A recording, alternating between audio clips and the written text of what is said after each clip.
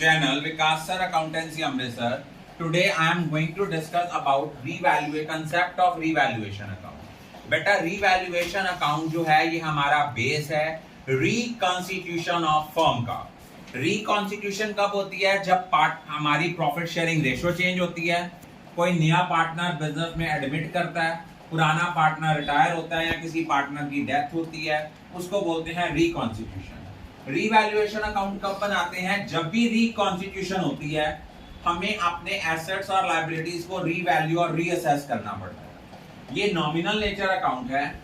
एक चीज इसमें याद रखना, अगर आपके किसी एसेट की वैल्यू इंक्रीज करेगी तो एंट्री आएगी asset account debit to revaluation account. अगर एसेट की वैल्यू इंक्रीज करेगी तो एंट्री क्या आएगी? Asset account debit to revaluation account. ये कब आएगी? अगर आपके किसी एसेट की वैल्यू इंक्रीज हो रही है. और अगर एसेट की वैल्यू डिक्रीज हो रही है, अगर एसेट की वैल्यू डिक्रीज हो रही है तो एंट्री क्या आएगी?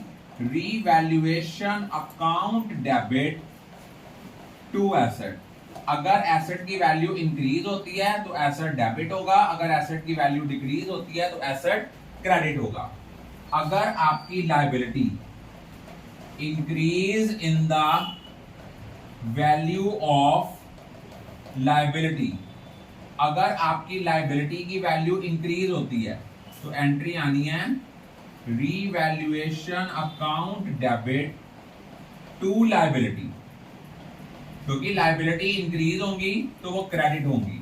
और अगर आपकी लायबिलिटी की वैल्यू डिक्रीज होती है, अगर लायबिलिटी की वैल्यू डिक्रीज होगी तो इसकी एंट्री बनेगी liability account debit to revaluation account.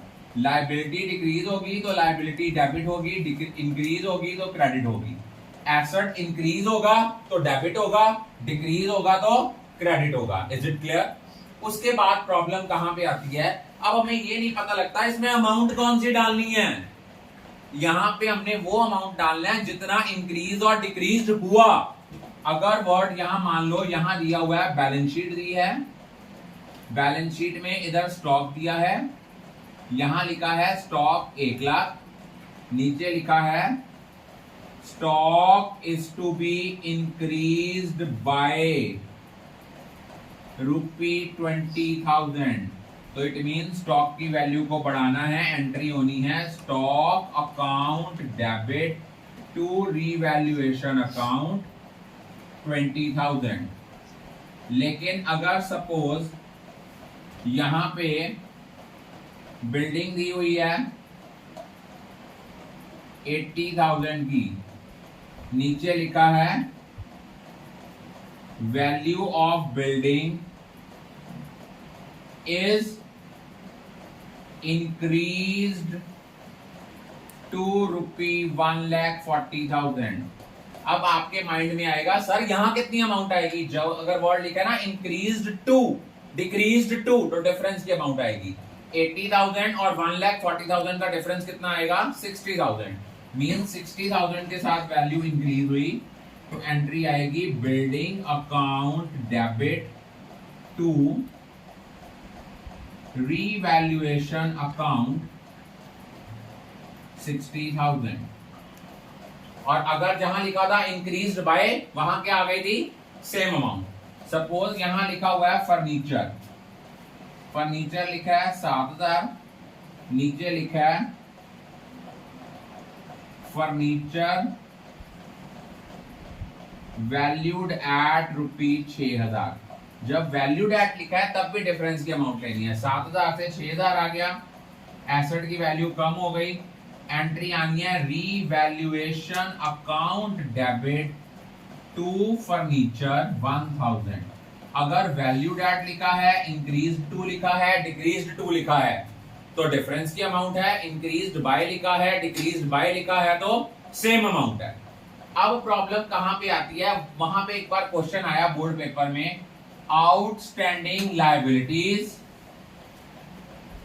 या outstanding expenses to be paid off बच्चे ने क्या सोचा, बच्चे ने सोचा आउटस्टैंडिंग एक्सपेंसेस सर कम हो रहे हैं, उसको रिवैल्यूएशन में डाल दिया। कम क्यों हो रहे हैं, ये तो पे हो रहे हैं। जब पे होता है तो एंट्री आती है outstanding expenses account debit to cash और बैंक। रिवैल्यूएशन का तो उसमें कोई लेना देना ही नहीं है, तो इसका इफेक्ट रिवैल्यूएशन अकाउंट में कभी भी नहीं आएगा। अगर मान लो आपका इंप्लॉइज प्रोविडेंट फंड इंक्रीज हो या डिक्रीज हो, इसका इफेक्ट रिवैल्यूएशन में आता है। बाकी कोई फंड इंक्रीज डिक्रीज हो उसका रिवैल्यूएशन में इंपैक्ट नहीं आता। लेकिन एक चीज और याद रखना, वर्कमैन कंपेंसेशन रिजर्व, इसका इंपैक्ट रिवैल्यूएशन में तभी आता है अगर क्लेम की अमाउंट ज्यादा है एज कंपैरेटिव टू रिजर्व। अगर क्लेम की अमाउंट बराबर है रिजर्व के या क्लेम की अमाउंट कम है एज कंपैरेटिव टू रिजर्व, तो इसका इफेक्ट रिवैल्यूएशन अकाउंट में कभी भी नहीं आएगा। अगर मान लो अक्रूड इनकम, ये याद रखना, दो चीजों में अक्सर बच्चों की गलती होती है। अक्रूड इनकम एसेट है और अनअर्न्ड इनकम ये हमारी लायबिलिटी है।